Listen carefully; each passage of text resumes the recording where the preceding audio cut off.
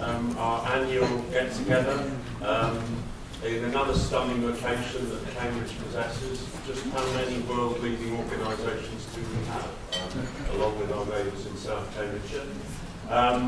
It's a privilege and a pleasure to have you all with us. It's a partnership, and you're all part of it, whether you like it or not. You're our residents, and you're organisations that we need to work with, and we're determined to. And we're particularly privileged to have both our Mayor in James Palmer, and also Ben K. Parker as Chair of the Economic Commission, the independent body that created what I think is a stunning report. Cambridge is about evidence, it's about clarity of view, it's about tackling the economic issues, but also retaining our quality of life. And it's a report which I'm sure Kate will expand into, which shows that we've got plenty of challenges, but what opportunities we've got. So we've got an agenda which we want to ensure includes a chunk of time for questions at the end. We've got 6 in advance, and we'll see how we get on in terms of time. We're definitely going to finish just before 10, and then if you want to stick around and have a coffee and a chat, you're very welcome to. In terms of housekeeping, the country might be in a sort of Shakespearean day, but there are no dramas here that we expect. No fire drill is planned. If you hear a large beep, it's time to get out into the cold that the people from this building visit very often. And the route is down the stairs and out to the right, and there's a bigger car park if we need it. Toilets are at the back. And yes, it is a bit like being on a plane. I hope that the plane lands safely at the end of the day. So first of all, I'll just do a bit of context, then James, then Kate and Rachel, and then I'll bring the panel up for questions. So we are a very fortunate city. I call it sometimes a city of considerable magic, but it is that partnership. Just look at what we get by the crossover between our research, our universities, and the technology and these industries which are akin to the iron and steel of 150 years ago, high-tech, biotech and advanced engineering. And we have this fast rate of growth. And we have a challenge because the planning system really doesn't handle the scale of growth and the need to connect. So we need to connect all of those new jobs, the new homes, the existing jobs and the existing residents. And we have plans, and we have that partnership both within Greater Cambridge and then across the wider geography with the combined authority. So it is about, for us, delivering what we've already got in train. And that's 34,500 core homes, new homes, with a lot underway, plus the potential for significantly more in the right locations. And as an example, working with the Mayor, we've got a bid that we hope to hear about in the spring to unlock this site, which has basically been undevelopable for 20 years. And has the potential to add a further 7,600 homes. And it would be remiss of me not to mention affordability, because we clearly have big challenges for all of you, the workers of your organisations, but also for people on lower incomes. And we have to provide affordable housing for rent, and that's a determination that we have. Rachel and others will say more of this, but it is about this connectivity. Connecting the satellite communities, building the links, and as I'm sure James will addressing the challenge of a historic city that wasn't really very good for horses and carts to get through. So in terms of the network, we have a long-term ambition. We have the GCP building on 4 routes. You can see the green arrows here. We've got a preferred proposal for going out to the west, to the new housing there. We've got a preferred proposal down to the southeast, going out from the biomedical campus out to Granter Park and potentially beyond. And we've got 2 new schemes that we're starting on to link up the north of Cambridge to Waterbeach and to link out to the east. And they will only work if we connect that central area. So we're committed to working with the Mayor on Cam Metro, and particularly we will be working in the spring to come up with a funding strategy. It cannot work unless we're clear about how it's going to be funded in terms of both capital and revenue. And the Greater Cambridge Partnership routes, in addition to the existing really valuable routes that were created by the County Council out to St Ives and to Trumpington, represent 6 arms of that route, which can connect through the city centre and through the challenge of tackling congestion in our city centre, and will also connect much further out. So we regard our zone as Zone 2, with the centre being 1 and then the outer zone added to that. And just to finish off, we do need to have the challenges of national government back on track. I'm not going to make any politics, but we clearly do, as a Greater Cambridge economy, we've got a fundamental linkage with Europe and with the world. We've got a fundamental research partnership. We've got such linkages between our companies across Europe and the world, and we've got to get on in the certainty and with clarity about what that direction is. So I welcome you all. Thank you for joining us. I hope you find today valuable. We've left some sheets there asking you for further comments. If there are other issues, we are effectively engaging with everybody, along with the Mayor and the wider geography. We need to deliver. We have a tough task, and together we can make our city even greater than the city of opportunity it already is. So if I could invite James to join us and to contribute this morning with a view from the Combined Authority and James's priorities, building on the work that's being started and the clear direction that is going to be added by Kate after that. Thanks, James.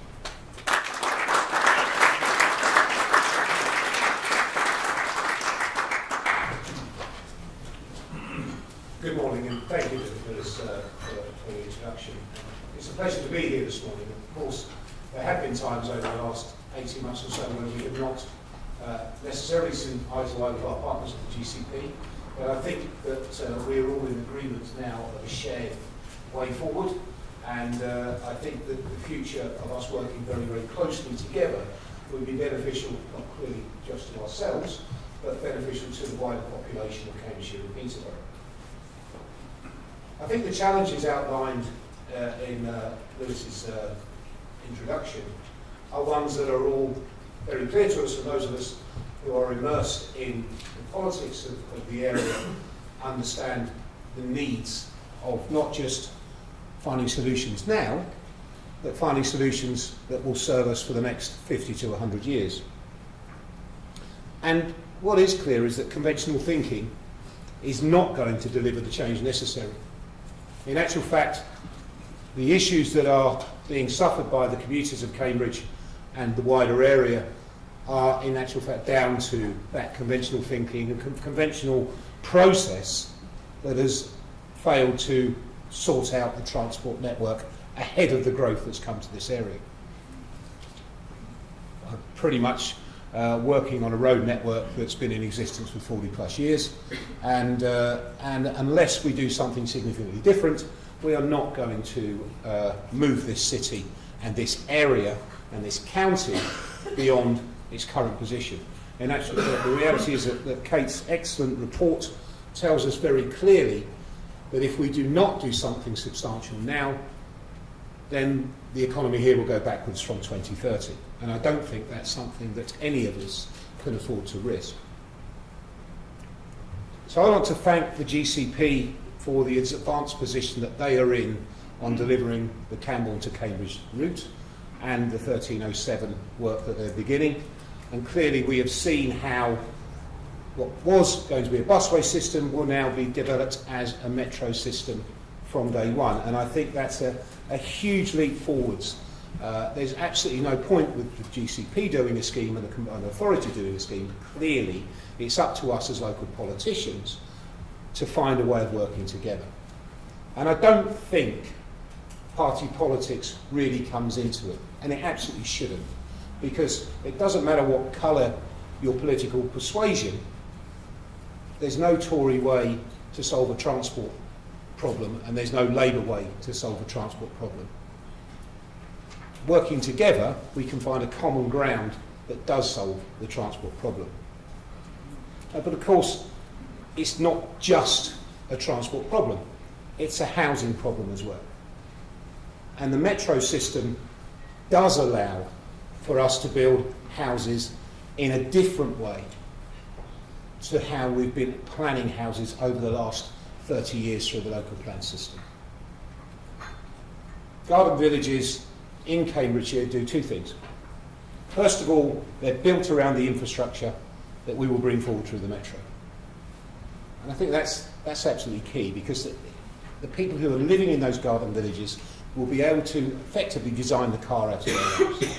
The transport system that will feed their villages and the villages beyond will be as quick and as clean as any metro system anywhere in the world, and will link them into the three, as there will be when Cambridge South is completed, the three mainline stations in the city of Cambridge itself. But they will also protect the very nature of the county of Cambridgeshire. For too long, the only real option for development has either been build a village or town near the A14 or A428, or lump on houses onto the villages and towns that we already have and hope the infrastructure copes. We have to do better. We have to put forward policies that have integrated transport and housing, and we have to put infrastructure in advance of housing delivery. And quite frankly, if we do not put the infrastructure in, we will not deliver the houses. And if we do not deliver the houses, we will not be able to sustain the economy growth that's coming to Cambridgeshire and Peterborough. So it is imperative that local partners work together, and that's not just politicians. The Combined Authority and the GCP must work together, clearly. So it's not just the politicians, but it's at officer level as well, to make sure that there is a clean integration on the transport schemes. But we will also expect the university to be part of what we're trying to achieve. There is no doubt in my mind that the university needs this system as much as every single business, and of course it is a business. The university needs this system as much as every single business in the Cambridge area. The university is centrally based, it is recognised it needs to spread, to grow. We're not far away, of course, from it. And it will need those linkages between the centre of the city and the science parks around the city.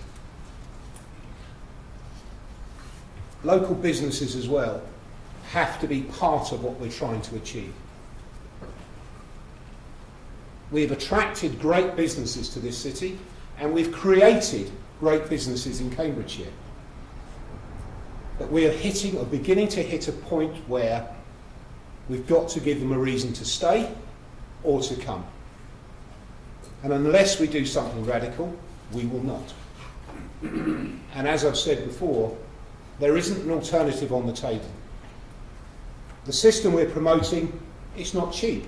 £3 to £4 billion to build the metro system that covers routes to Haverhill, St Neots and out to Mildenhall is a lot of money. But I ask you the question, how much would it cost to upgrade the road network across the south of Cambridgeshire to deliver the same amount of travel opportunities? Bearing in mind that 8 miles of the A14 cost 1.4 billion. I think you already know the answer, that this metro system is already value for money in comparison to continual reliance on the car. Funding is key, and this is where we have to move beyond the conventional thinking of, we'll find a bit of money and we'll hope government will pop on the rest. We've got to be realistic in Cambridgeshire. Yes, we've got a better relationship with government than we've ever had, and yes, government understands the needs of our county.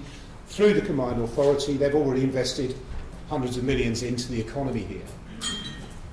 But we know, nationally, the money doesn't tend to come this way. We've got a very strong Northern Powerhouse with great support in government. There's a minister for the Northern Powerhouse. There isn't a minister for East Anglia. I think there should be, but there isn't. So it's up to us to put our case very strongly. And that's why it's important that the university are engaged in this process, because the soft power that the university have in Whitehall cannot be underestimated. You will have heard me talk about land value cap before, and it is key. And we are talking with local landowners, and we're talking with local landowners who understand there is a business opportunity for them. Of course they do. But they also understand the need that this county faces. And we're talking to them about up to 10 times agricultural rate for their land, which allows us to take the uplift in value from the development of garden villages and invest in the infrastructure necessary. Tax incremental funding on the Northern Line in London funded 80% of the extension for 25,000 jobs. We fully expect the Metro to bring forward around 100,000 jobs. Tax incremental funding, therefore, must be part of the funding strategy for the Metro system. And local partners. Of course, the GCP, part of this scheme, have finance in place to begin the development of this system. But I will stress again that our business community must have their eyes open to the opportunities that this will bring them, and local investment has to be part of any funding strategy. Clearly, government will need to put in some investment as well, and whether they do so through directly through Department for Transport, or whether they move through Homes England, well, these are discussions that we will need to have. Councillor Herbert mentioned that our funding strategy will come forward over the next 3 months, and that's exactly what is happening. And we expect to announce in March the funding strategy for the Metro system. So to finalise the points that I've made, local agreement is key. Partnership working is key across all areas of the economy and the political divide. And I will repeat, conventional thinking will not deliver this system. We have to be beyond that. We have to work beyond that. But I've never been more convinced than I am now that we can and will deliver infrastructure change in this county that will last more than a 5 or 10 year gap, but will actually be in place for future 2, 3, 4 generations. That is what we have to aim to achieve here, and that is what I fundamentally believe we will achieve here. Thank you.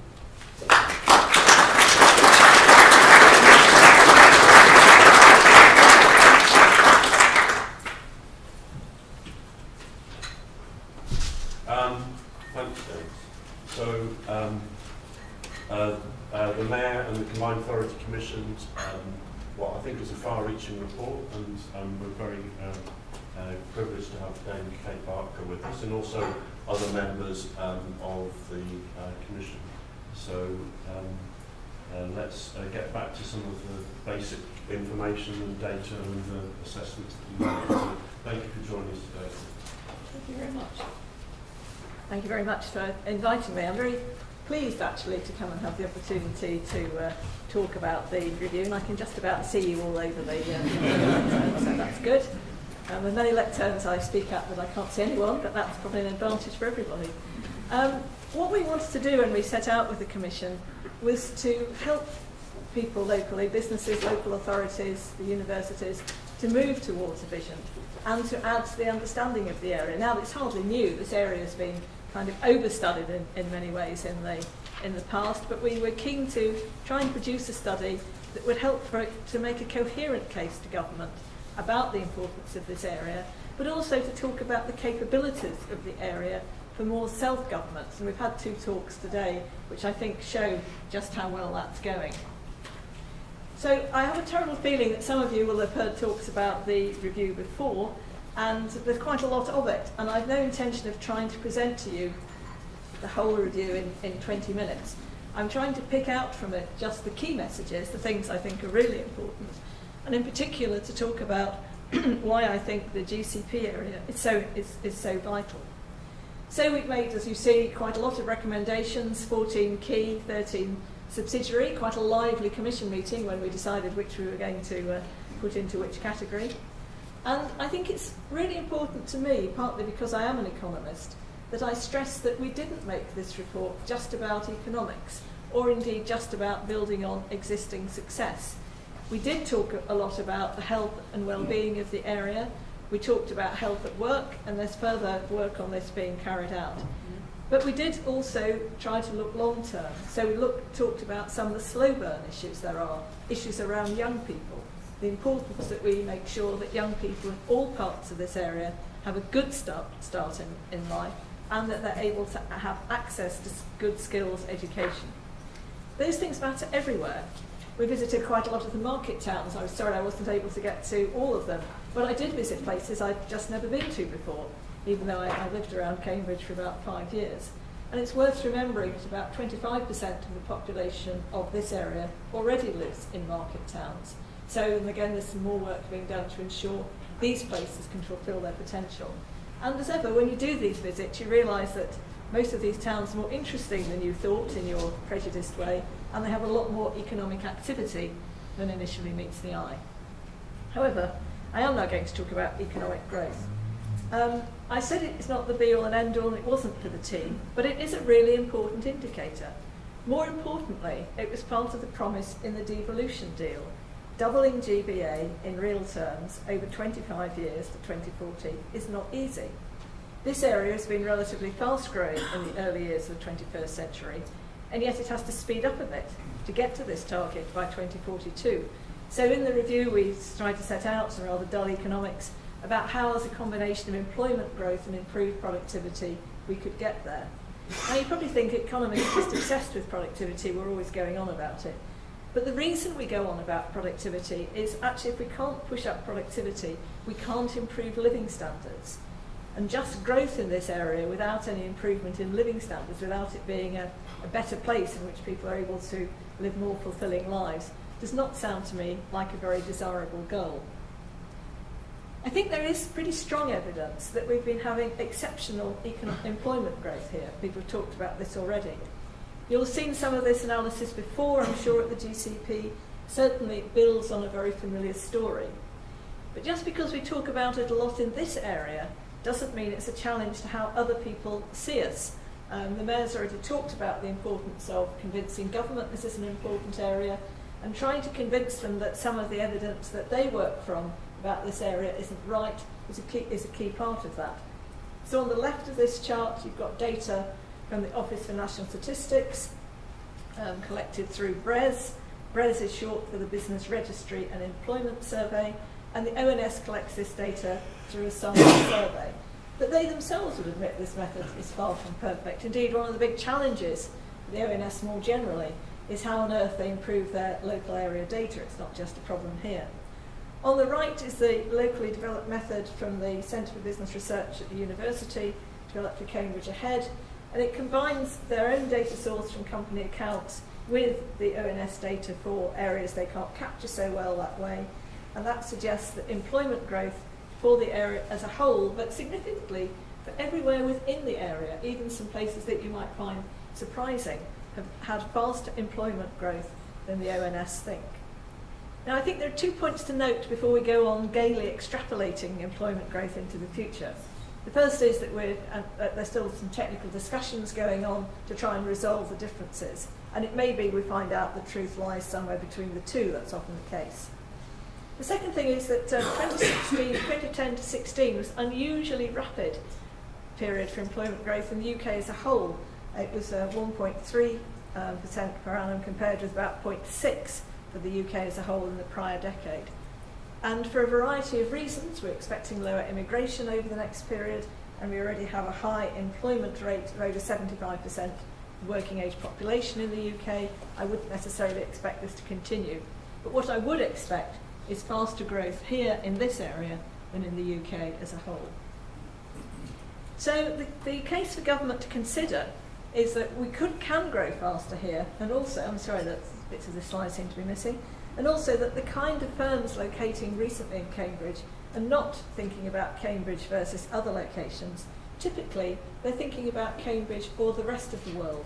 So it's not just locally but nationally important that we get our infrastructure, social and economic in this area, into good shape.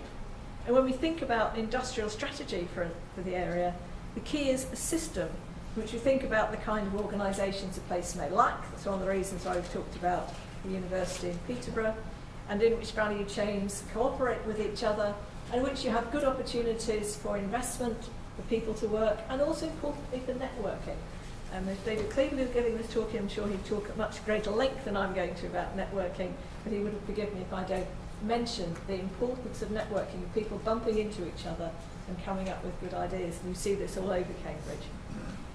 It's perhaps brave of us to have any recommendation on Brexit. I've left it in this talk. It still seems to me that the Brexit debate appears to be quite relevant.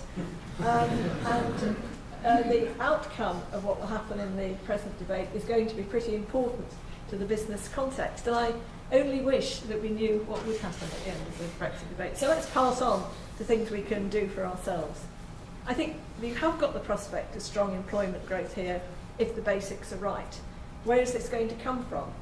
We recommend in the report tracking real GBA, and some of this we hope will come from a recovery in productivity growth.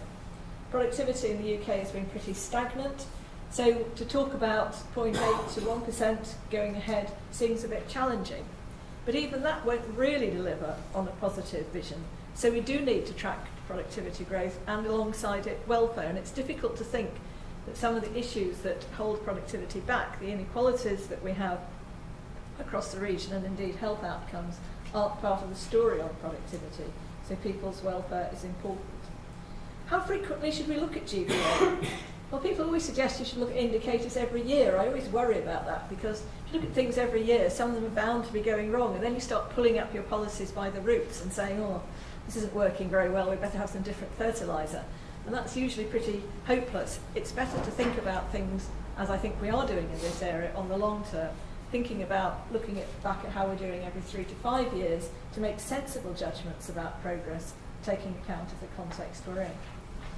But it's impossible to ignore the sharp difference between Cambridge, South Cambridge, and the other local authority areas. I don't think that means I'm talking about trying to level these as an aim, but it's important that we make sure that, that the growth that's fostered in Cambridge, and then use the important debate about spatial strategies to spread some of that growth. But remembering that it shouldn't just be about growth from this area spreading out. We also have to ensure that other places have their own growth as well, and that's why the work on market towns is important. You get this echoed if you look at what's been happening and how GBA per head has increased. I should say, by the way, these figures aren't adjusted for inflation here, and that's unfortunately doesn't do that. I think the good news on here is that while Cambridge has clearly made the most progress since 2001, all the areas have seen increases. They've perhaps been most marked in the areas which have the best relationships to Cambridge, or indeed in Peterborough, which has its own geographic attractions for business. So that's all a positive story. What could go wrong? Well, I think some of the review kind of was intended to sit as a bit of a warning.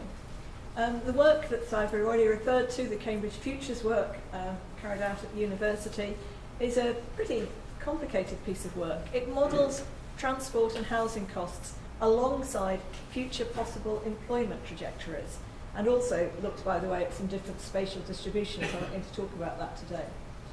But it suggests that if we don't get on with housing, if we don't get on with infrastructure, so that travel time continues to be very extensive, the costs that will produce for employees will lead to issues for businesses here. And that would mean that while the dotted line shows how employment rise meets its initial rate recently and slowing down, it's the kind of central case we've talked about. If we don't get the housing and infrastructure, we actually think that the outcome will be that employment growth slows and in fact could even turn down. And that won't be a loss, as I've already said, just in this area. It will be a loss to the UK as a whole, as it will damage key knowledge-intensive networks. There'll be holes and gaps damaging Cambridge's entire international position. Of course, I don't sound like the Bank of England governor and his stuff about probabilities and possibilities. This isn't a certain outcome. What we were trying to do was lay out scenarios or possibilities. But it is important that policymakers take seriously the idea that if we don't carry out the things that Lewis and James have been talking about, we will run the risk of a worse outcome. So infrastructure is absolutely vital. This area, of course, sits at the crossing of two of the country's big growth corridors, the east-west Oxford-Cambridge arc and the north-south London-Stansted-Cambridge corridor. So that means that as well as improvements within the area, there are some major improvements planned or indeed going ahead in terms of key linkages to other major centres. What that won't resolve, of course, is how we move people in a more local context, from the smaller towns and villages into employment centres, and importantly, as has already been stressed, around Cambridge itself. And without that, of course, we have these growing pains difficulties. So the last mile problems of Cambridge are probably the most urgent, and I'm delighted to hear people talking about progress on getting on with the metro, and we can only hope it's more successful than Crossrail 1 has proved to be, something that's a particular pain to me as I have to travel to Oxford quite a lot. Never mind. Putting the review together, of course, we became conscious of many bottlenecks, and indeed straightforward dangerous road conditions in parts of the county, as well as crowded trains and inadequate bus routes. I don't want to move on to sounding like Jeremy Corbyn, having tried to sound like the governor, but bus timetables are a genuine problem in some parts of this county for young people trying to seek access to the skills training they need and the employment they need. That's a bit less eye-catching than a metro in Cambridge, but it can be equally important, and it also needs to be addressed. But it will have to be addressed alongside a large and long-term ambition. Prioritisation in this is going to be really important. You'll gather from what I've said that I think the future of Cambridge and its environs is probably the most urgent. It's the place where the weight of attention needs to be today. But joining up the region is also important, and it's quite right that we think now about good long-term spatial planning, the difference in approach that's already been stressed, in order to move ahead and build a path towards this success that we all want by 2040 or 2042. Now, to get that right and succeed, you need collaboration across the different levels of local government, and it's really great to hear the strong commitment here in this room to having a collaborative approach. And without this powerful combination, it would be much, much more difficult to catch the ear of central government. You see on this chart some of the different amounts of devolution that have come to other mayors. This table suggests that actually this combined authority hasn't had yet as much devolution to it as other areas. Manchester is the clear leader here. Now, getting to Manchester's position with attendant fiscal powers is, I think, rightly the long-term aim of this area. It's where we want to go to. And to get there, I think we will have to come up with a really good spatial vision, and that will mean that planning powers are probably the next thing that we really need. And it's obvious that to arrive at that, everybody in this area has got to work from the same script. So where are we going next? Well, commissioners were delighted that the Mayor accepted all the key recommendations, but we're well aware that this is just the first step. We do need to prioritise, we do need to think, actually, is Cambridge the most urgent thing to do, but that shouldn't mean that nothing is done in other areas, but it's probably the most urgent with a large-scale spending. We do need that, therefore, this clear spatial and transport plan and a sense of what is going to be done where. We also need central government engagement. That's been talked about. When I finish here this morning, and I've been very pleased to come this morning, I'm going into London for a meeting of the National Infrastructure Commission, of which I'm a member. I've become well aware over the last few months in the course of the National Infrastructure Commission, which is undertaking a process of going around the country to talk to people, that many areas believe they have a strong case for unique support, and they will not all succeed. And it is absolutely key, I think, that we make sure that this area, which genuinely has a case for unique support, is able to clearly express that to central government with a unified vision. Without that, there are plenty of other people who will eat your lunch. So it's a long time till any of us are going to get any lunch today. I want to just say it's really important that the voice of this area is heard loud and clear. I was proud to be able to make a contribution to that, and I'm really looking forward to seeing how that's carried forward. Thank you very much.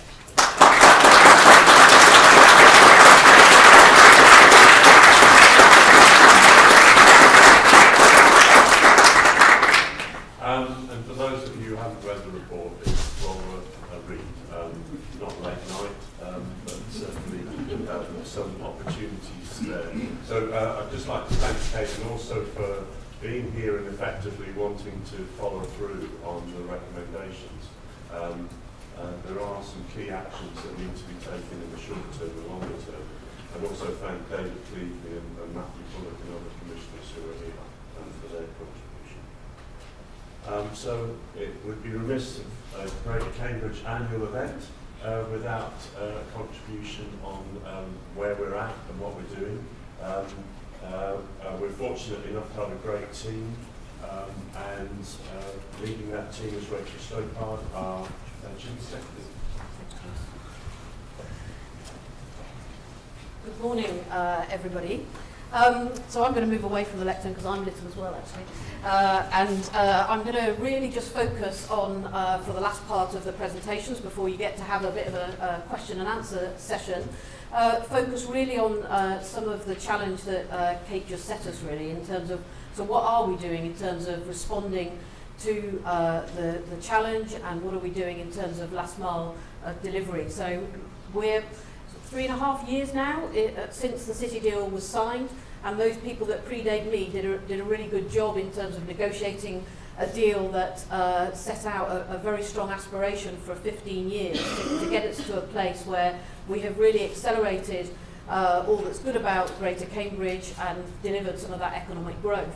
In terms of the sort of gateway reviews that we have to pass through, we're just a year away now from that first gateway review that will be dependent on whether we unlock our next sort of tranche of funding. So I guess that really does focus the mind on the delivery and what we need to achieve. And that first gateway review will really be asking us whether we have done what we said we were going to do, really, because as Kate also pointed out, in terms of economic indicators, that will take a bit longer to reach some of those, and we won't be required to sort of answer those more challenging questions until we get to about 2025. So in the shorter term, what we're really focusing our attention on is making sure, as Lewis showed you, the sort of spatial map of the area, the connectivity and the way in which we're able to make sure that we can get people from where they live to where they work, and not spending hours of their day on that, which then hits on businesses' productivity, is absolutely key. So one of the central City deal commitments was about reducing that congestion.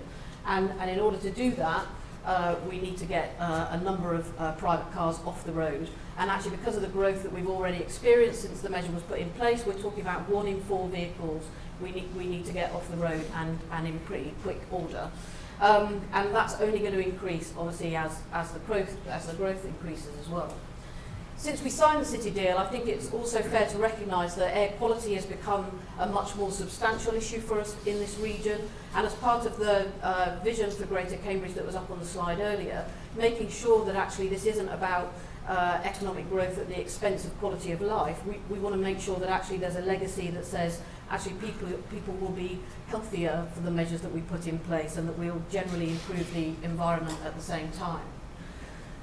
So in terms of what it means in terms of what we've got to shift, we're really saying that actually we've got to cope with a significant amount of growth, and in that period we've got to make sure that about half the modal share is currently with private car. We need to get that to less than a third. So that's a fairly significant challenge at a time at which, as I say, there's going to be many more commuters. So what that really means is that we need 3 times the number of people using public transport as they currently do. And by our calculations, that means we need to double the capacity that we have available. So I'm just going to run you through some of the ways in which we're starting to do that. And this is the sort of current public transport infrastructure, Red for Rail, and as Lewis mentioned earlier, we benefit from the County Council already having put in place 2 busways that are already delivering fairly reliable transport on those routes to around 4,000 commuters a year. So that is a very significant contribution. What that means, though, is at the moment when we've done some competitive analysis around whether the public transport offer is better than the private car, at the moment what's in place is probably only working for about 37% of the commuters on the journeys that are for more than 500 people. So on the journeys taking people from our biggest sort of housing areas to the biggest employment sites, at the moment most people would say that private car is delivering them a better journey, both in terms of the time spent and also the cost of that journey.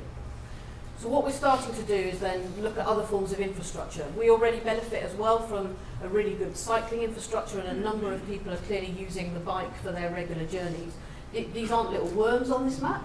These are some of the extra cycling schemes that we're putting into place. So a number of cross-city cycling schemes, some already in place and starting to deliver results. So for example, the improvements on Hills Road has resulted in a 35% increase in cycling.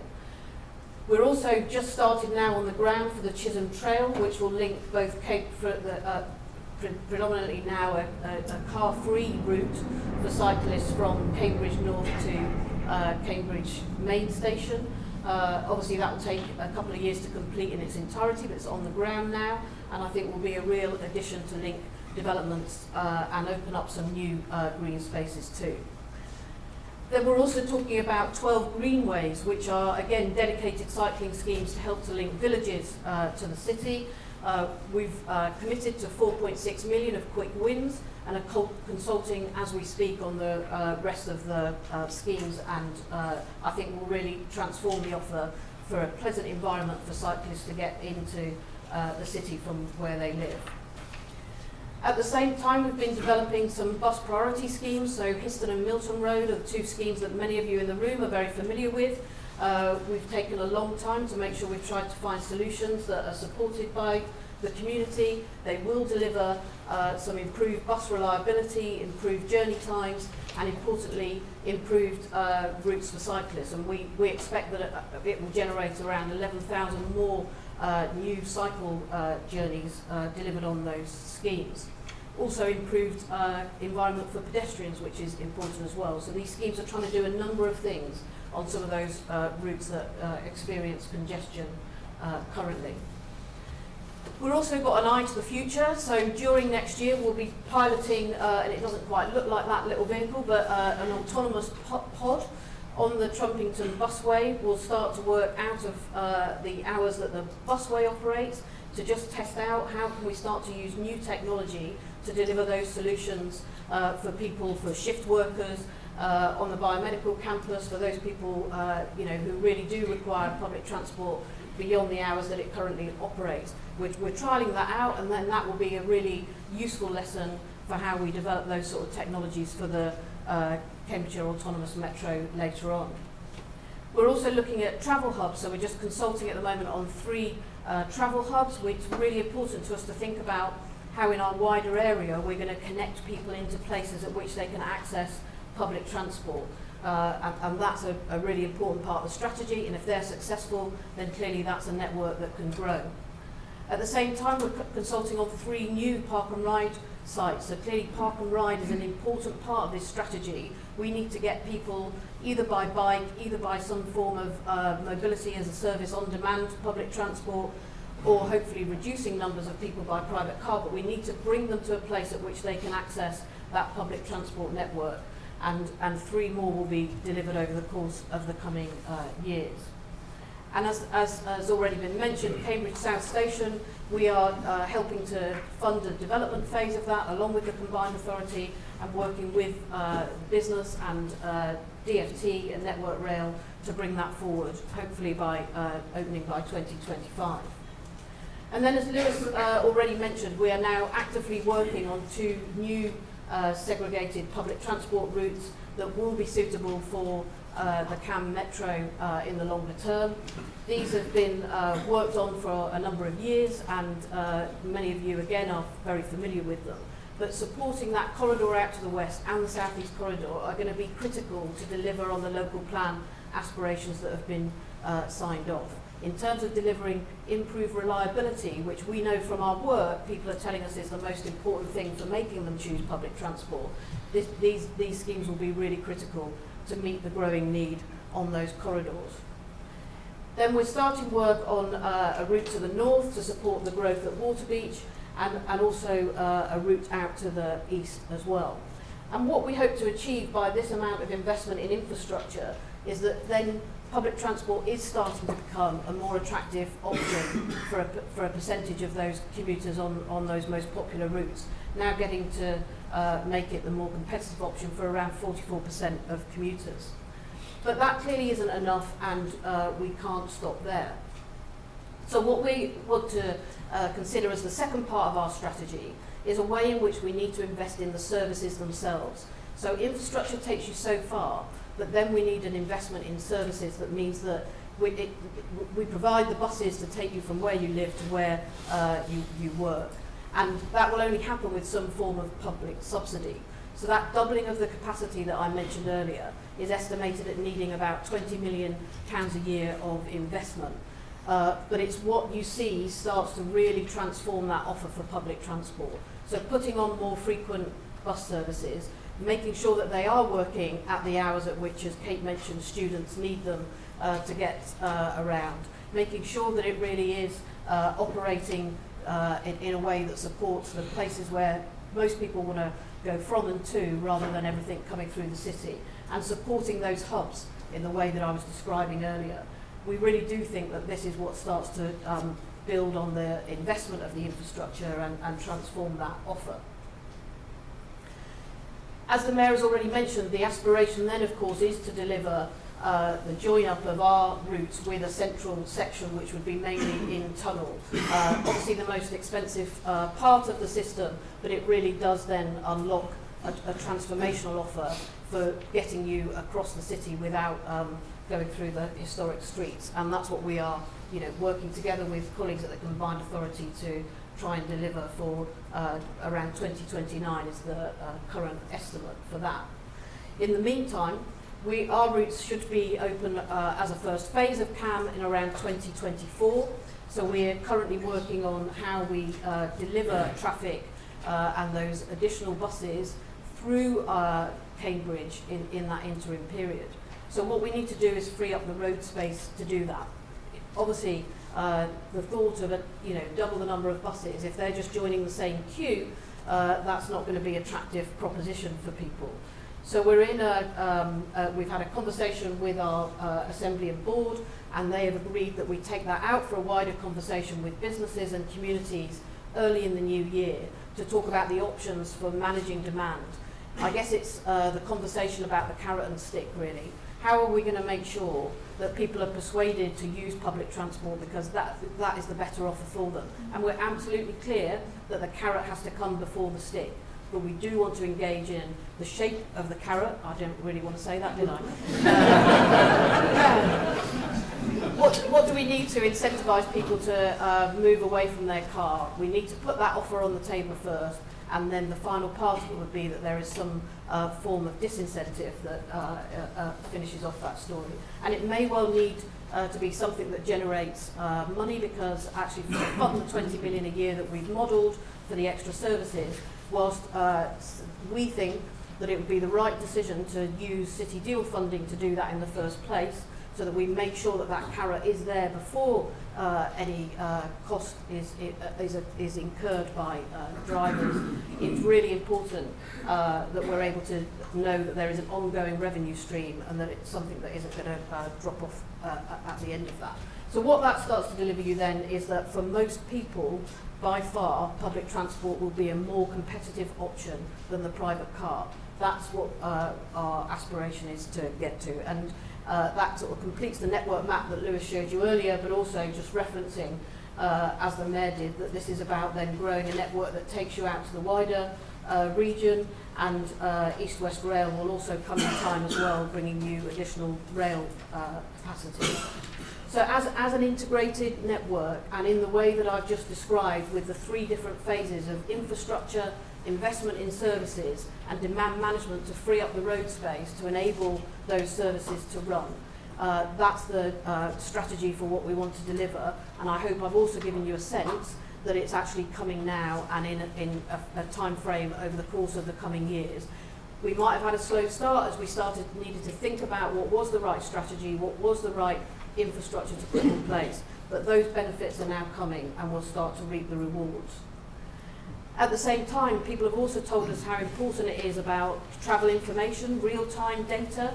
That's what we need, and our smart work stream has been working really hard to deliver some of that. So this last year we've delivered 3 ways in which you can now access real-time travel information using our central data hub. There's a mobile travel app, there's smart panel lobby screens, and also digital wayfinding now in the city, and with more locations to come.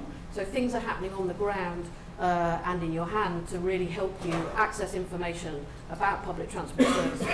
But in time we need to, improve that even more, and we're obviously looking at many different ways to ensure that travel and transport can be as frictionless as possible. So things like integrated ticketing, we know, is a challenge that we have to address, and to make you move around that integrated transport network seamlessly, this will be part of the mix.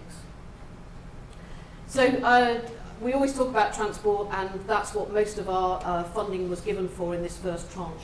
But I did just want to finish by saying we are on track as we see it. We've made progress sufficiently, we feel, to be starting to access that next tranche of funding, which will be 200 million if we're successful. So we're a year away from that gateway review, and the progress that we've been making on transport, as I've just outlined, suggests that we will be able to achieve that. On housing, we've delivered 300 homes through the Housing Development Agency, and are also on track to deliver 1,000 homes over the period of City Deal through rural exception sites. But we're also going to be bringing forward over the course of the next 12 months the results of feasibility work that we've been doing to unlock some of the more problematic sites, and thinking about how we can really support those people who are essential workers to develop businesses and the skills that we need for the area to continue to grow. And on skills, we have a target to deliver 420 additional apprenticeships as part of the City Deal agreement. We've been making really good progress towards that, working with partners, really creating the conditions at which apprenticeships are recognised as being an important contribution to our local economy. And we will be launching in the new year an apprenticeship service that takes that to the next level. The CA is developing its broader skills strategy, and we're working with colleagues to make sure that that is aligned with that activity. And finally, as I've already mentioned on SMART, things are actually being delivered on the ground, but really importantly, it's the area of our programme that is looking ahead about what the future technology can bring for us. How can we use the autonomy to really start to deliver a transformed offer across the region? And all of these work streams are supported by thinking about the economy and the environment. So a test for us is how much are each of the interventions that we're doing ensuring that we are growing the economy or delivering it quicker than we would have done if we hadn't had the City Deal. And thinking about the environment to make sure that there is a legacy, that what we do does improve the environment in the longer term. This isn't about, as some people have thought, just putting a quick bit of blacktop down and moving away. We really do want to design with sensitivity and make sure that we continue to preserve this wonderful area, because that's what will help to make it economically successful as well. So if I haven't summed that up well enough, I'm now going to ask something else to do it. So a video that sums up that script.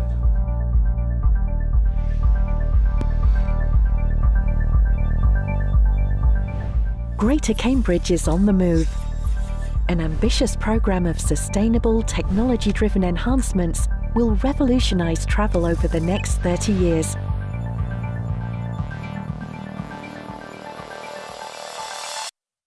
Greater Cambridge is a world-leading centre for research, innovation and technology. It is the fastest growing city in the UK today and helps power the national economy. Despite above average number of homes being built, prices continue to rise in the city, which means more people are now travelling longer distances to work here. This is putting pressure on our roads and public transport. Traffic congestion is rising, and poor air quality is becoming an increasingly pervasive threat to our health. We're developing a better, greener transport network for Greater Cambridge that will give you good alternatives to using your car to get you where you need to be, reliably, affordably and easily. That means more efficient buses and more cycling in the next 5 years. But in the longer term, a brand new metro system will provide fast and efficient travel between residential and employment areas, crossing parts of the city underground. There are also plans for a third railway station at Cambridge South, providing easy access to the biomedical campus and beyond. A new east-west rail route linking Cambridge to Milton Keynes and Oxford will open up large areas to and from the west that have traditionally been difficult to access. Greater Cambridge will be even better connected to the wider region and the whole of the UK. Shorter-term improvements include a series of travel hubs for people to switch from car to non-car travel. Public transport routes designed to work 24/7 and future-proof to adapt as technology evolves.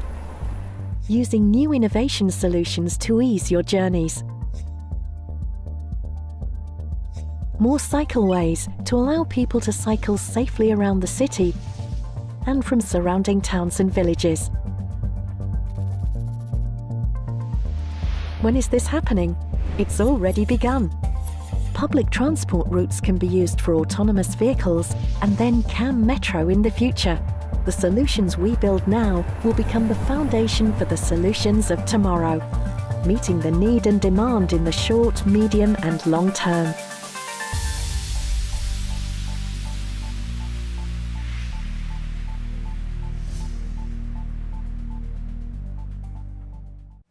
Okay, thank you, Rachel.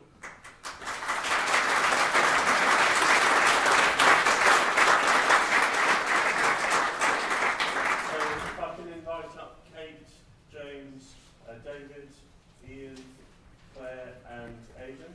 And if we've got a roving mic to sit at the table as well. So we've got a Q&A. So we've got two members of the Commission. We've also got Ian Bates as Vice Chair of the Greater Cambridge Partnership and two of the board members. Aidan is the representative of South Cambridgeshire and Claire is the representative of business on the Greater Cambridge Partnership Board. We've got 6 questions and we don't have a huge amount of time, so I'm asking people please to be brief. And I'll just ask for a couple of contributions from the panel rather than everybody pitching in. So the first question is from Alex Plant. Alex, so I'm going to ask Ian and James to respond to this one. Alex. Thank you, Lewis. Is this working or should I It certainly is, but right. Yeah. So my question really was a lot of comments, which was really welcome to hear from contributors this morning about the importance of collaboration and working in partnership, and that was a main theme coming out of the Independent Economic Review as well. And my question to the panel is really, how practically are you going to ensure that there's that alignment between the plans from the GCP and the plans from the Combined Authority so that we get the best possible outcome for residents and businesses in the future? Yeah, well, practically that's our job. Our job as politicians is to make sure that alignment, that drive to deliver that we have and that we share is something that we actually put into practice. I think that, as I said in my speech, we've had our disagreements in the past, but I think you've just seen in Rachel's presentation, there are clear areas where the GCP are looking to engage and deliver.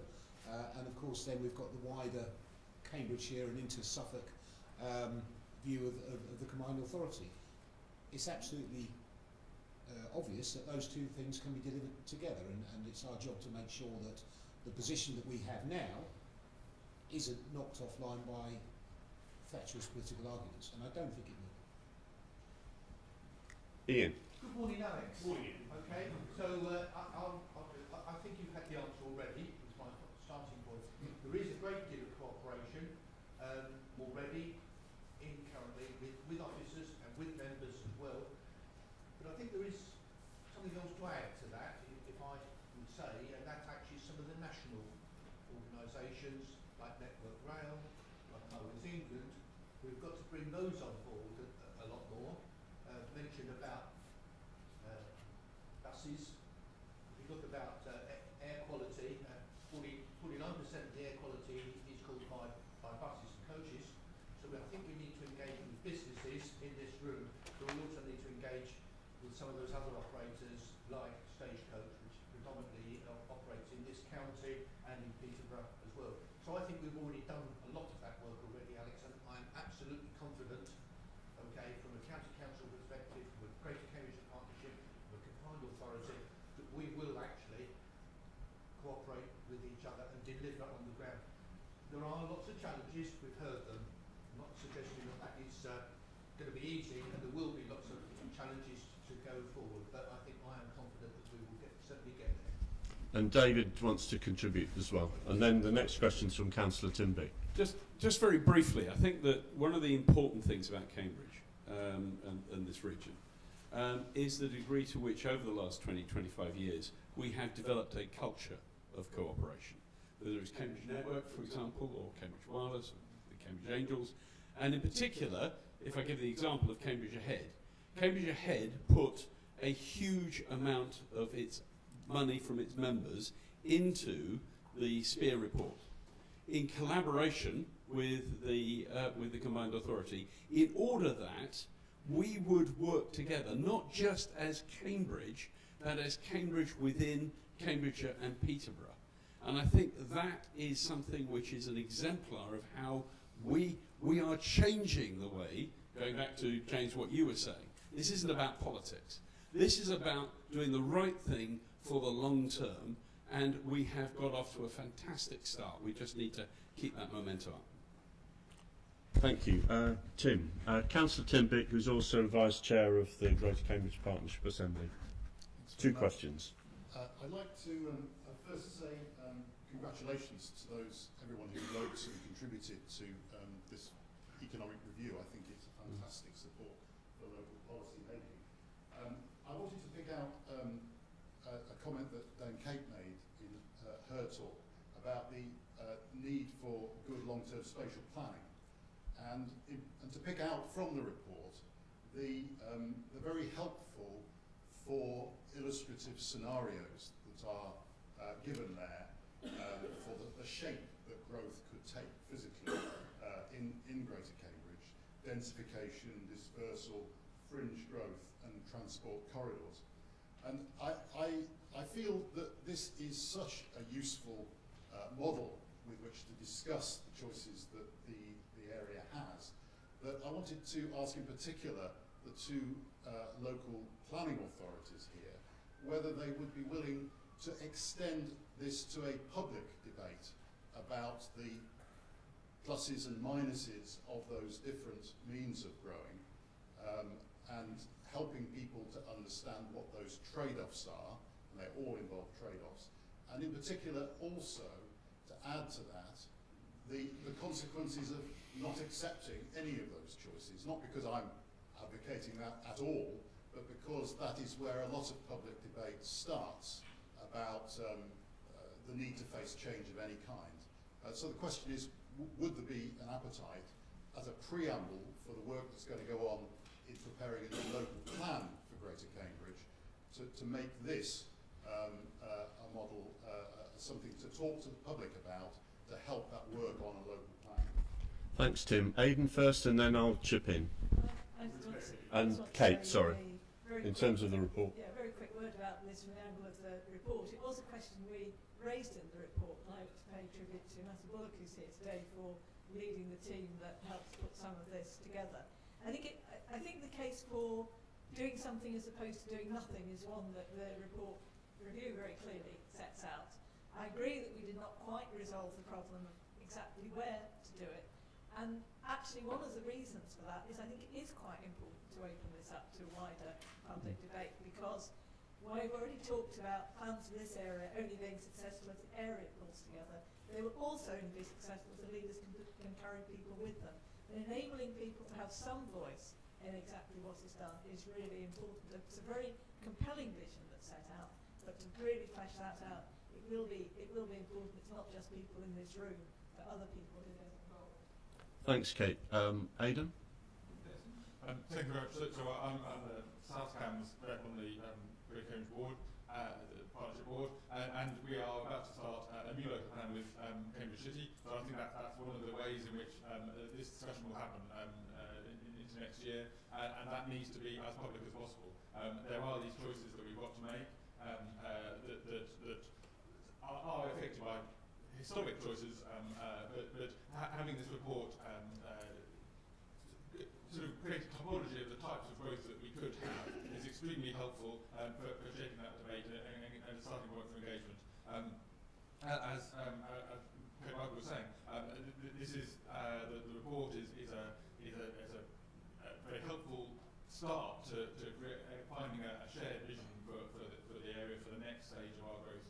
It is absolutely crucial that is done very publicly and with as much evidence as we have, and this report is a huge part of that. Yeah, I think it's also right that we include these options as a central part of that dialogue. We do need to start work on thinking ahead.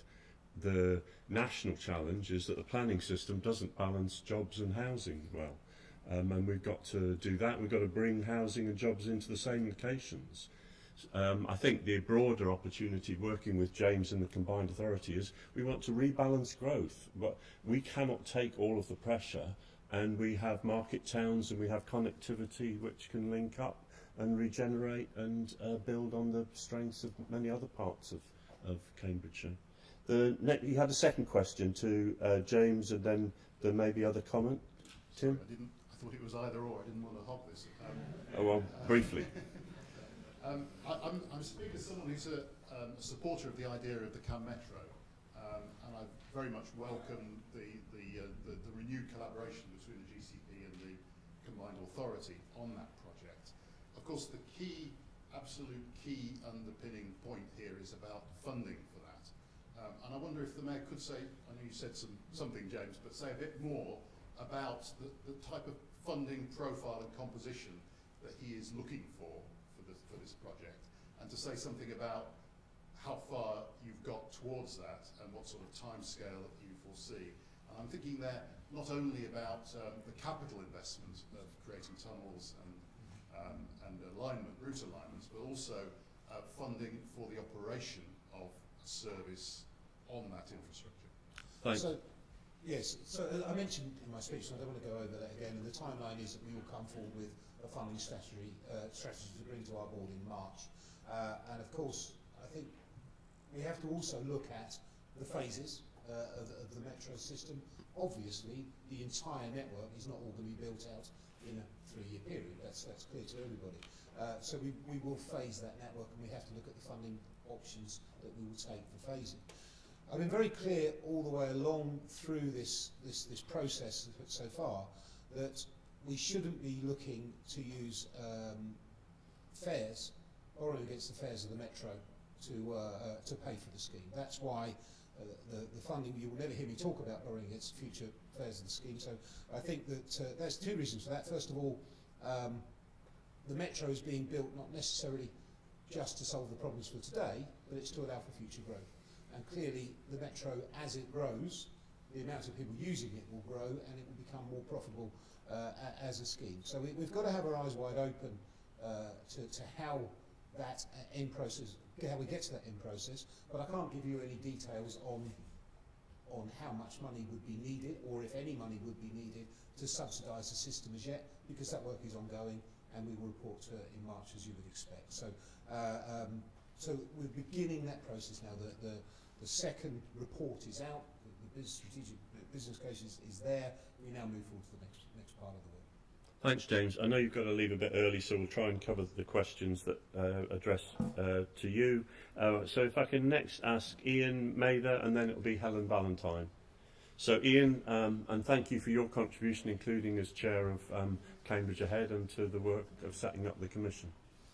Thank you very much. And in relation to the commission, the 3 economic areas were identified within the region, distinct economic areas.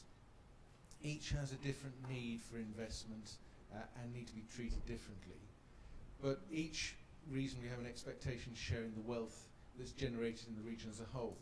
Perhaps the panel could comment, and maybe Kate, on the needs of those areas and how do we share that wealth that is apparently unequally spread at the moment.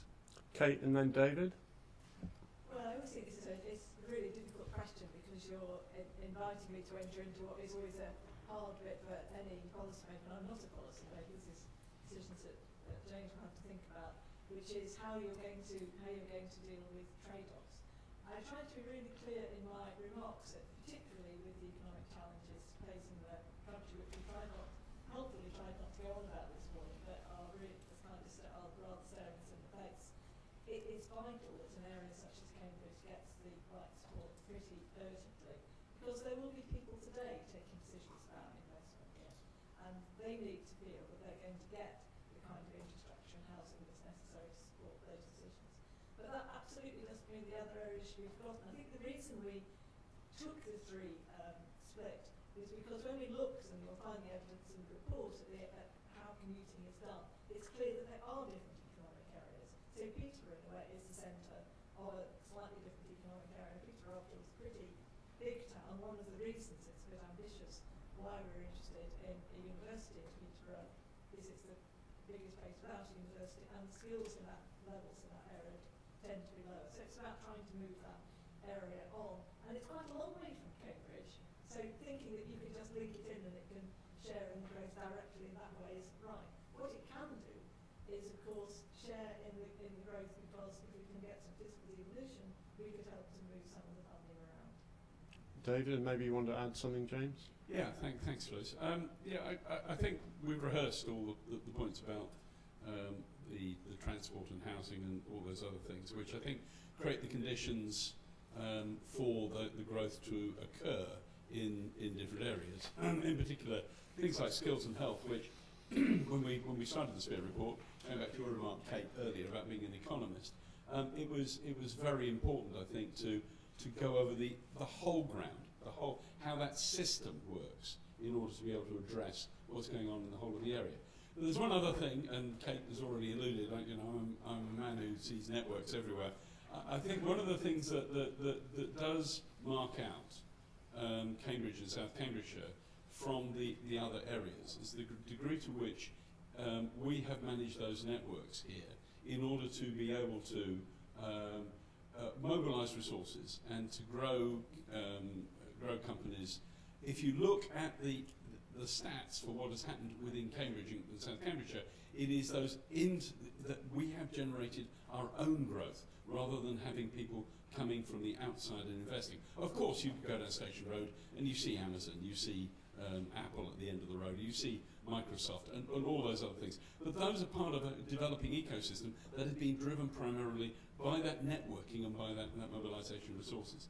And I think if we ignore that component, we will not get everything right across the entire county. One of the things I think we need to understand is if Huntingdon and Peterborough and other places like that are going to develop, we need to also put a bit of effort into enabling that kind of networking. And that will become also increasingly important as the arc develops out towards Oxford. And we need to make sure we're leading on that and making sure that that will help us spread the growth by spreading that message of how to do it ourselves.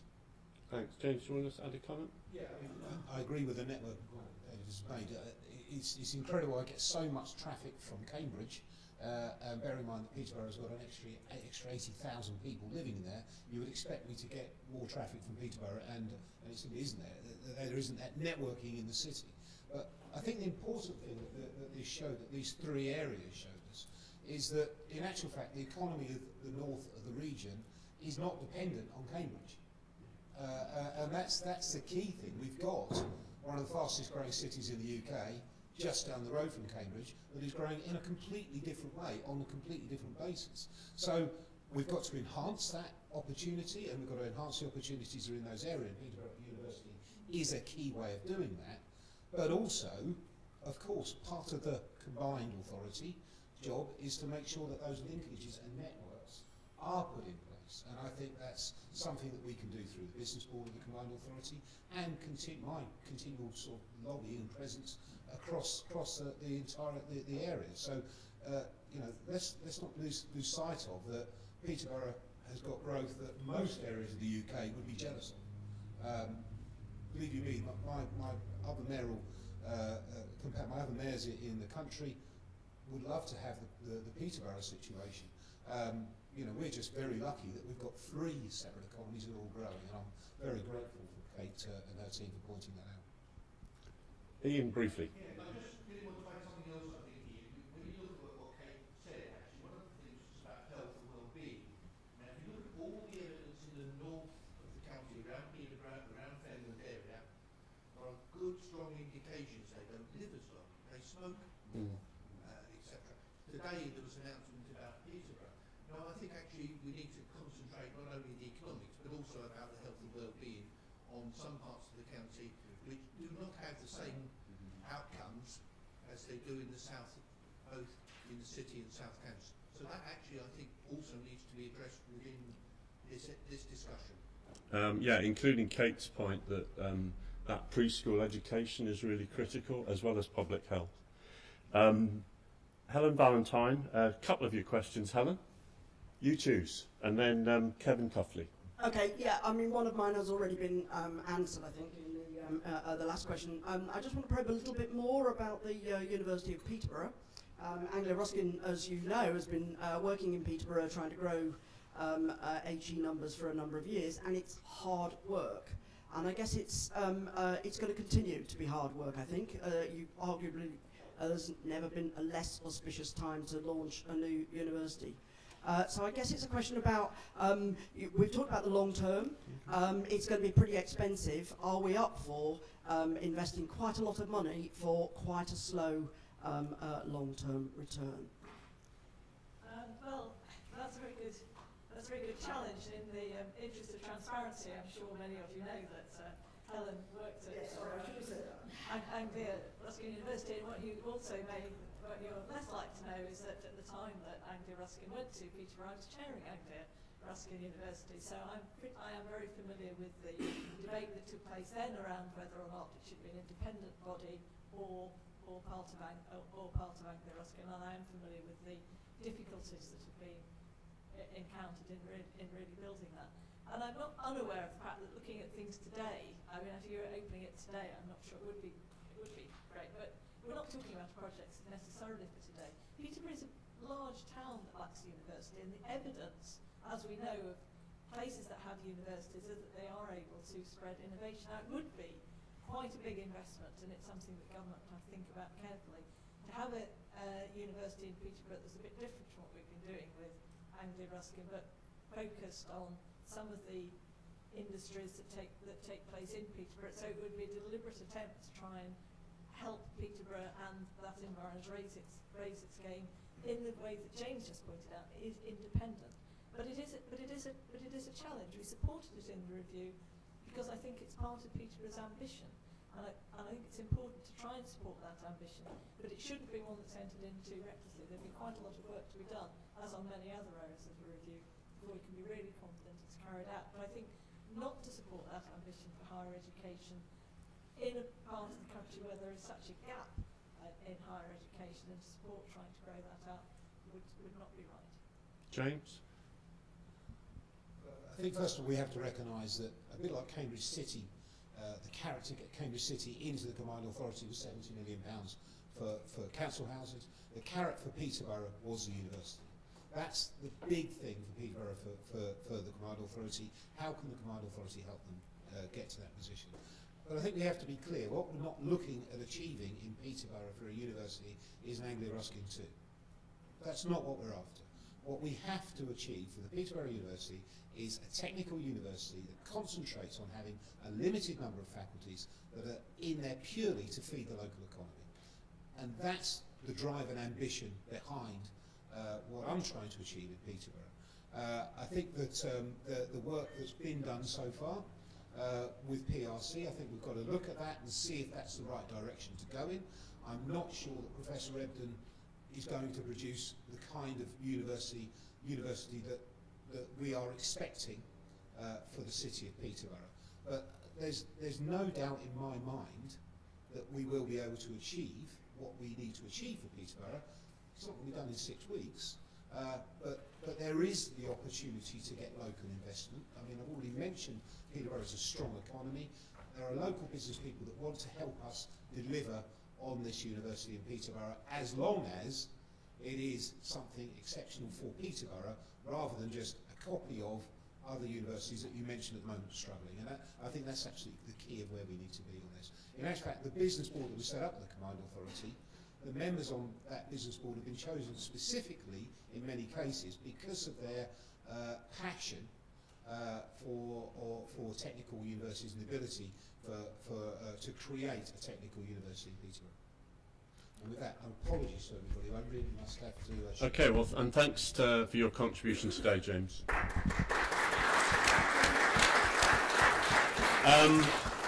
Kevin, yeah, we haven't got the written question here, but I'll see if a couple of the board members can respond. On delivery. Yeah?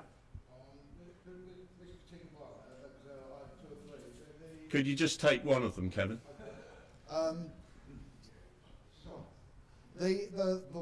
One of the questions has already been sort of answered. The other one was on the 428. I noticed the board again has gone out to consultation on another section of it. The question is how much has it cost so far in consultation, and when were you actually going to deliver? Because I think the general public getting to the stage you had consultation after consultation after consultation after consultation, and you're not delivering. So when are you going to deliver? How much does it cost? Do you have any figures on it? What we've spent on the 428 so far, Rachel? We'll get you the figures and we'll share them. We'll obviously be sharing the material on the website, and also you've got quite a lot of information in this pack. Ian? Having travelled down in this morning, Can everybody hear? I think actually I wouldn't mind you to deliver tomorrow, to be honest with you, Kevin. So we are working hard, as you know. We have done a lot of consultation. It is important to actually try to get consultation right so that you get as much feedback as you can. So I think we are on track for it to be delivered. We know the urgency with respect to the local plans, which is for South Cambs, but not just also for South Cambs. There's big developments in St Neots, there's big developments coming in central Bedfordshire and Bedford. When I came in this morning, the Black Cat was virtually back to St Neots, so it's not just Cambridge problems. So I think that comes back to about the spatial strategy, okay, and it is a bigger issue than just Greater Cambridge Partnership area. It is a much bigger issue. So in answer to your question, I'm very keen to get on the ground as soon as we can. And the whole East-West is important, including the work between South Cambridgeshire, Huntingdonshire, Central Bedfordshire and Bedford. Claire? Just on the basis that I'm in danger of merging into the chair here. Well, I was going to get you to answer the next question, but... difficult one then. I think the answer in the plans is 2024 is when the opening is planned. I've got in my diary to come to the opening party. And I think the other answer is that it has cost too much to get to this point.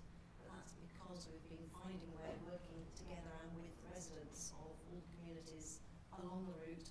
We know that's been extremely challenging, but if we don't do that consultation properly, then it will not survive as a plan anyway. So we have to do it. It has cost too much. We'll maybe want to be more efficient in the future schemes, but this has been something of a learning exercise, I think. And I think we learned ahead of the work on the southeast route, which has still got issues to address, but obviously we've made much swifter progress on that route, subject to the further detail about linking up communities that route. The final question is from Rachel Northfield from the Biomedical Campus.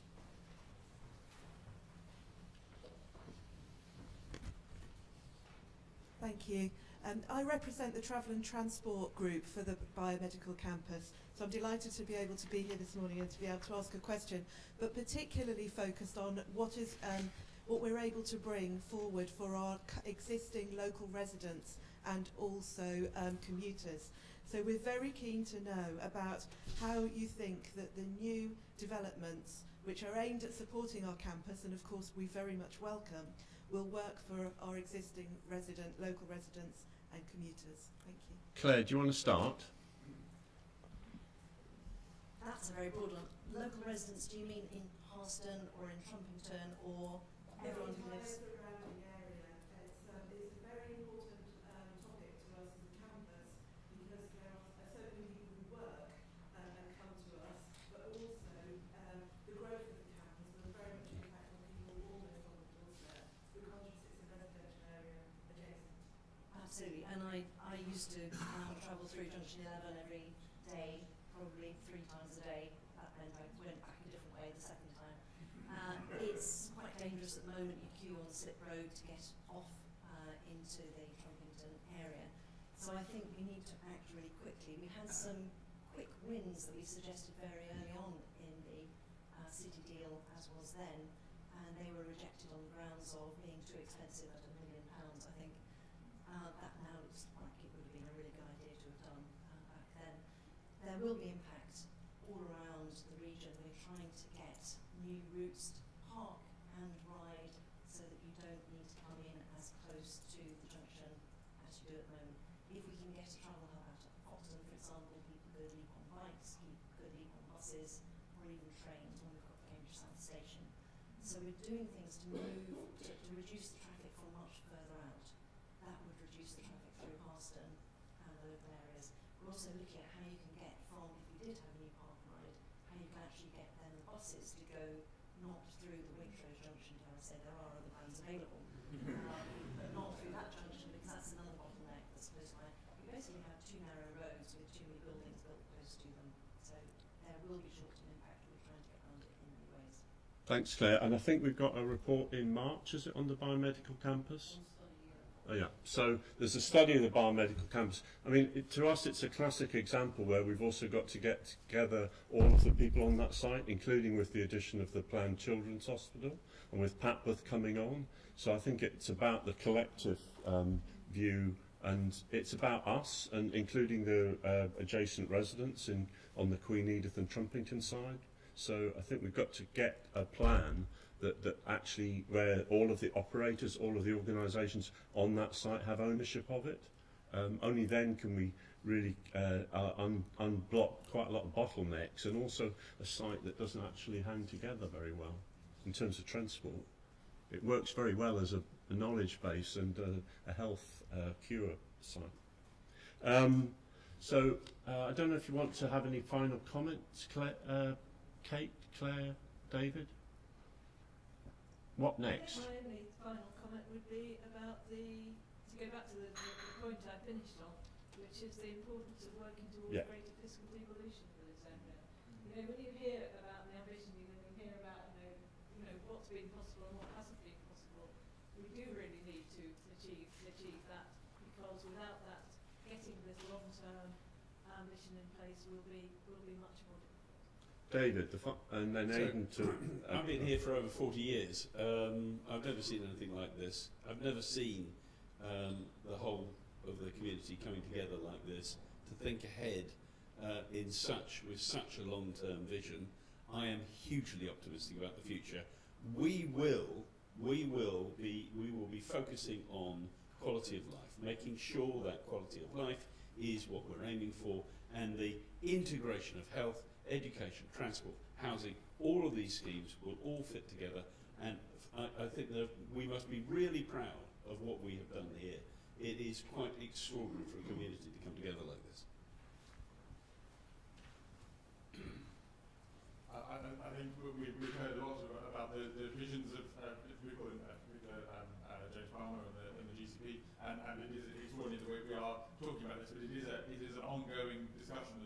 The vision isn't static. There is an awful lot to do, so we have get to a point where we've got a really coherent vision that we can sell to the outside world, and I hope we can continue this work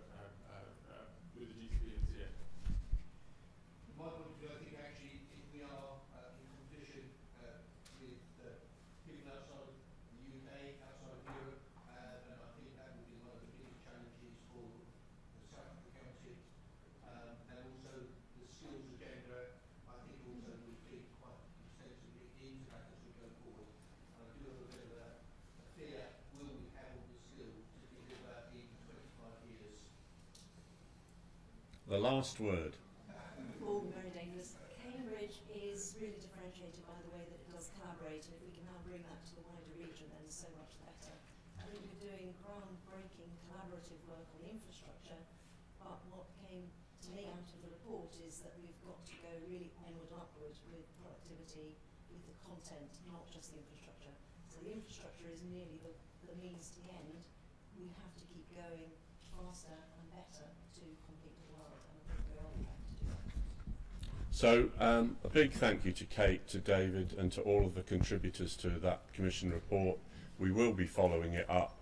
We recognise that we have to work together. We have a case to make working with our communities, and we have a case to make to London and government, and we can achieve this by working together and listening to you and getting your continued input and support. So thank you to everybody for coming along. I hope you found it a productive use of 2 hours of your time, and we'll be following through the issues, including anything you want to follow up with afterwards. So I'm grateful for your contributions, and I thank the team that have put this all together, and I look forward to seeing the results of all of the work that's being put in, and to Kate, I hope coming back in 3 or 5 years' time and seeing that all of their work was put to good use. So thank you.